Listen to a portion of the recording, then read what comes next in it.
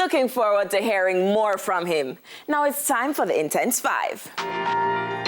Shenseea has been teasing us with snippets from her soon-to-be-released album. Here's one with 21 Savage. Okay.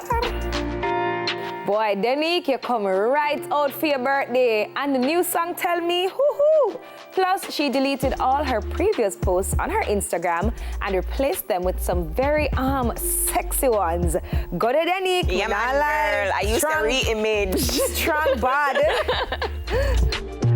Why Ricky Trooper just wants to give credit where credit is due, but if you're familiar with him, he always sounds like him a cuss. Unfortunately, it turned into a war of words between Ricky and Mr. Vegas on social media. Why we can't just get along?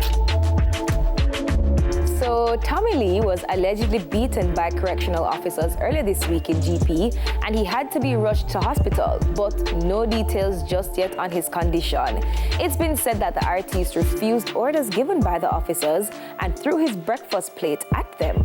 And of course, there have been other reasons given. But as usual, we'll just wait and see.